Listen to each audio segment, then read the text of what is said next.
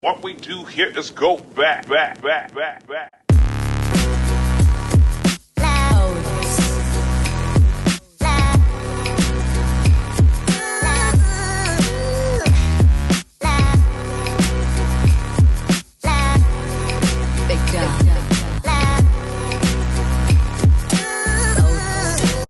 What's up everybody and welcome back to the channel. It's your boy Mello. Celebrities are no strangers in venturing out and establishing businesses outside of what they normally do. As more and more of them pick up new ways to generate money, I thought it would be fitting to discuss the ones that work and those that don't. Coming in hot on this list is Jay-Z and Tidal. Now, at one point in time, Tidal was the wave, and that one was no pun intended. Jay-Z presented Tidal to be this huge, glamorous streaming service that all the it celebrities were a part of. He even did this campaign with a lot of well-known musicians that had a lot of people scrambling to go sign up. Check out this clip.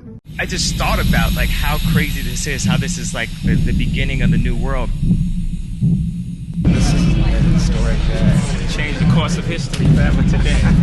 The final frontier. Yes, the last stand. Town hall for creativity. Yes, with the most powerful. Right, inspired. Very inspired. Every great movement started with a group of people being able to get together and really just make a stand. Everyone here is, that term icons, but we've all at one point were in love with music. You can't make it to what we've accomplished without having that love of music be the foundation. I think it's one of the things that sets us aside from someone that's a tech company that's selling advertisement or selling hardware. Right now they're writing a story for us. We need to write the story for ourselves. If our fans can see that it's from us, that's so important and it's done. This collaboration feels so egoless. Everybody's having a conversation. We really do have an opportunity to change the way we all experience art. We're going to come together and we're going to take a stand and we're going to give people quality and great things and great experiences. We'll push the things that happen on the internet further along. This is really musicians making music, and it's about music, and there's no end game. Maybe it sounds like a cliche, but it's about putting art back into the forefront. It's about bringing humanity back to being an artist, not technology art, human art. I spoke to a lot of different people outside of the industry, and everyone was like, what took so long? Like this thing was the thing that everyone wanted and everyone feared. If these artists can sit in a room together, the game changes forever. And it happened today. Now, Tidal offered exclusive perks like music and videos dropping first on their platform. And sometimes you could only find certain music on Tidal. The Feeling Myself video with Nicki and Beyonce is the one that comes to mind. To this day, that video is not anywhere but on Tidal. That had little 18-year-old me running to go get signed up. In a sense, Tidal created a lot of FOMO for people. Fear of missing out. And I think they could have capitalized on that just a little bit more. I think with a little TLC, some rebranding, and some patience, Tidal could have been the next big thing. Everything is going to have their kinks to work out when you first start, and I'm just not sure Jay-Z gave it enough time. Not only that, but Jay-Z and Beyonce were campaigning for black people, and they wanted us to support black businesses, but a photo of their workers revealed they ain't really employing black people. In an article by Daily Mail, it says Twitter users hit out at Jay-Z and Beyonce's almost all-white Tidal staff picture before realizing it was of their Norway office. It goes on to say Jay-Z and Beyonce created a bit of an uproar after posting a photo with the staff of Tidal, the subscription-based music streaming service backed by the two music superstars. After seeing the photo, many noted a lack of diversity among the company's workers and took to social media to criticize the power couple. What may have escaped the critics' notice, however, is that Tidal was created by Norwegian streaming service Aspero, and as such is based in Norway, where 97% of people are white. Some of the comments read, learning that Tidal star is almost all white men is infuriating, embarrassing, and hypocritical. How is Jay-Z the only POC on staff? Another comment says, so because Jay-Z bailed out protesters in Baltimore, he can be excused for having an all-white Tidal staff? FOH. Which brings me to my next point. How do you expect a black music platform to prosper with no black people involved? Hindsight is 2020, but if you ask me, this was doomed to fail. Fast forward 7 years later, Jay-Z ended up selling majority of the company. He, along with the other celebrities that invested in this company, received $10 million on their ROI. Now looking back, this could have been a get-quick-rich scheme, and I truly don't believe Jay-Z had the passion for it. The history books won't go on to mention Tidal, and I think that's a shame. Up next on this list is the other Carter, Beyonce herself. Now, Beyonce has seen herself trying to do do quite a few ventures outside of music, but none of them seems to stick. Back in the day, she had House of Darion, and we can just chuck that up to that it passed its course. Certain brands just did well in the early 2000s. Brands like Baby Fat, Fat Form, those apple bottom jeans, boots with the fur. Stuff like that is so Y2K coded that it's hard for them to find a footing in present day. I remember Kimora Lee tried to revamp Baby Fat, but nobody talks about that. Beyonce ended up coming out with Blue Ivy Park in 2016, and that brand has been all over the place and not in a good way. Let's start with the controversy. It says in early May 2016, a front page story of British newspaper The Sun featured allegations that Ivy Park factories in Sri Lanka were exploiting their workers by paying them $6.17 a day, below what they claim was the minimum wage. Now, I'm not sure if this is true, but it does make for an interesting story. Beyonce will continue to go on and revamp Blue Ivy Park several times. Beyonce acquired 100% of the company after British billionaire Phillips Green Company was accused of SH, bullying, and harassment. A year later, in 2019, she then teamed up with Adidas. Fast forward 4 years later, Beyonce and Adidas mutually agreed to part ways. AKA, Beyonce, you ain't making us no money, so you gotta go.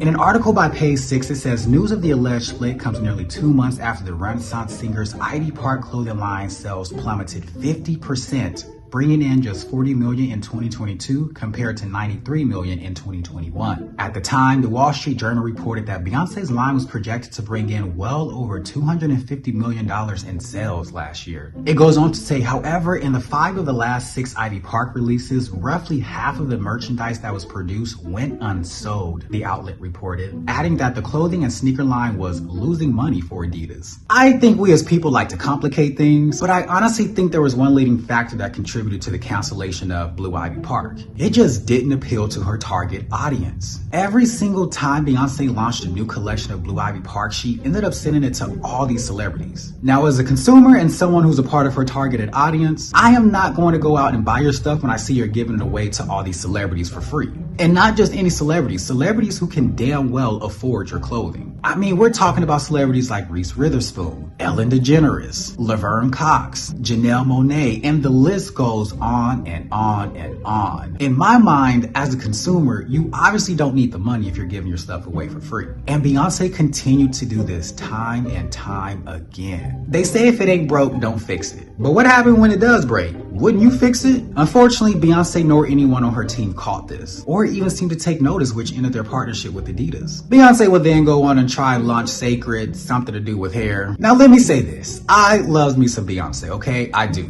The woman is a musical genius, but that doesn't translate to business genius for her. How do you expect people to believe that you know anything about hair care products when you constantly wear wigs and you don't show your real hair? That's like the blind trying to lead somebody with sight. How you gonna try and lead me somewhere and you can't see? I don't know about y'all, but I didn't pay attention to Sacred at all. I'm actually surprised I know the name of it. Not only that, but when she came out with the product, she still continued to wear wigs even though she's advertising this product for real hair. There's a real detachment when it comes to Beyonce and her ventures outside of music. And for her sake, if she wants things to succeed, she's gonna have to sit down and take some real constructive feedback because it's not working for her. Yes, people will hype it up because it's Beyonce, but nothing for her has stuck outside of music. Now, I think for one, she needs a new strategy. You know, stop running to have all these celebrities and influencers promote your stuff. It's a little redundant at this point. Also, be more impressionable with your businesses. I would encourage her to really dive in and connect with her target audience. What Beyonce fails to realize is that she can be quiet and let the music speak for itself. She can't do that with her businesses. And I think that's where the disconnect comes in. Beyonce will do a business endeavor and she hardly talks about it. So if you don't care, why should we? Nonetheless, I'm wishing her nothing but the best, and I hope that she is able to find something that does stick outside of music. But as she's already following in the same footsteps that she did with Blue Ivy Park, you know, having all these celebrities and influencers promote her stuff with no real attachment to the brand, Sacred will probably meet the same demise as her other businesses. Next on the list is a woman who does it like no other. When I think of successful business ventures outside of music, she is absolutely the first one that comes to mind. We have the bad gal herself, Rihanna with Fenty Beauty. Rihanna said, fuck y'all, fuck them kids, and fuck that music. I'm about to play in this makeup. Rihanna launched Fenty back in 2017 and she took the world by storm. Now I don't even wear makeup, but damn, sometimes I want some Fenty because I see all the hype. I don't think we've ever seen something like this on such a large scale. You can tell Rihanna poured her heart and soul into this business and she takes it very seriously. I mean, she did become a billionaire off this business venture. Would you return to music? Shit, I wouldn't. I think there's one pivotal turning point with Rihanna and Fenty Beauty that really made her stand out from the crowd. That was when she released her Beauty for All. Now, I remember seeing this picture and just being completely shocked. I was like, damn, she really is looking out for everybody. In a world where they tried to make beauty and feeling beautiful so exclusive, Rihanna came in, tore that door off the hinges and said, fuck 'em. We all beautiful, bitch. Again, as someone who doesn't even wear makeup, I was like, hold on now, like, where my Fenty at? I wanted to be included too, you know, I wanted to feel bonita. I think she hit it right on the nail with including tones for darker skin. I always heard dark-skinned women say how hard it was for them to find shades that fit them. And Rihanna came in, she loved on them, included them, and I think it made them feel seen. Not only that, but she changed what it meant to be beautiful. It was no longer the skinny white woman that was plastered everywhere. We got to see beauty in all shapes, sizes, and skin tones thanks to Rihanna. You know, every now and then you just get someone that moves the needle and creates that ripple effect of change. And Rihanna made such an impact with Fenty Beauty that other brands had no choice but to rebrand and try to keep up. For the longest, Victoria's Secret was always for skinny women and they had their idea of what beauty meant. They even had these Victoria's Secret shows where everyone looked like they weighed less than 120 pounds. After the success of Fenty, Victoria's Secret was the one finding themselves playing catch up. Nowadays, it's more like Victoria don't tell nobody because ain't nobody talking about that brand. Rihanna not only set the standard when it came to beauty, but she now is the standard when it comes to beauty products. Every time I'm on TikTok scrolling or whenever I come across someone doing a makeup tutorial, without fail, they have some type of Fenty product. I also think another key component to the success of Fenty is that Rihanna took time away from music to really develop this brand into what it is today. Sometimes you have to focus and lock in on one thing to really nurture and take care of it. I know the Navy have been begging and pleading for Rihanna to release new music, but wake up and smell the coffee. Now they say never say never, but if Rihanna didn't release new music where she performed at the Super Bowl, then what hope is there? I mean, how many times do we have to send a duress signal and tell Obi-Wan Kenobi that we need him? Or in this case, her. Sorry, Navy. Moving on to another successful business venture is Michael Jordan and Jordans. Y'all be stealing, lying, and killing to get y'all hands on a fresh pair of J's. A quick Google search says that over 1,200 people die a year over sneakers. Like, that's crazy. I don't know what type of crack Michael Jordan be putting in them shoes, but I don't want any. Release day used to set people in a frenzy waiting for those shoes to be dropped. I think it's gotten a little better as now people have a chance to win tickets to get early access. And don't get me wrong, you know, I love a good pair of Jordans, but I'm not willing to partake in nigalations like some of my fellow kind do for these shoes. Like, y'all be going feral for them. They say if you can't be rich, people like to surround themselves with the symbolisms of the rich. And in black culture, nothing screams rich like a fresh pair of Jordans. The brand is also showing no sign of slowing down either. In fact, the brand just seems to make more and more money. In 2021, the brand generated $4.8 billion in revenue.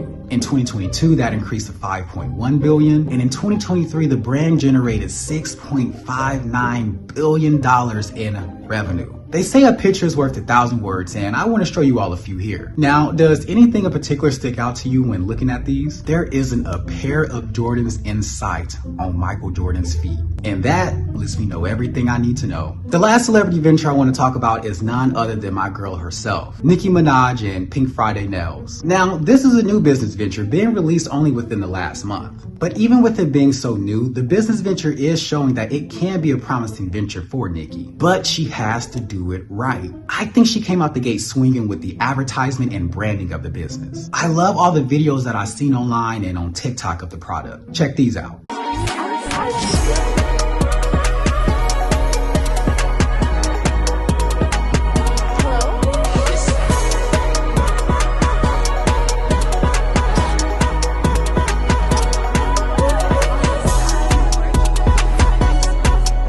Again, nails aren't something that I wear, but I honestly am impressed by her nail kit. It appeals to the masses and to her target audience, but will it stand the test of time? You know, I think it has the potential to. No other well-known celebrity has tapped into the nail genre, so she's found quite a nice little niche for herself, but she's going to have to keep that momentum up. One piece of advice I would give to her is stop sending your PR packages to celebrities who can afford them. While the nails are already inexpensive and affordable according to people online, giving away products to people who can afford them is not a good, nor is it a smart business move. I mean, we went over this with Beyonce and Blue Ivy Park, right? What I would encourage Nicki to do is, if she does want to go the PR route, send them to people like TikTok influencers and others who are well known, but not so well known and rich that they obviously can afford these nails. Nowadays, people on TikTok can sell you something faster than a celebrity can. I mean, there's even a few things I have booked in a TikTok shop to go back and buy. I think for her first go around, it was a nice move to have other celebrities promote it, but switch it up the second time going around. Doing the same thing can get redundant, and you can't sell a product when you're constantly giving it away for free. But nonetheless, I wish her all the best and success in her Pink Friday nails. And I also think if she tapped into the wig genre, she would change the game. I don't even wear wigs, but let her release a wig line and this gonna be me at her next concert. Yeah, what's up? You know the kind of guy over here, so they call you Bob.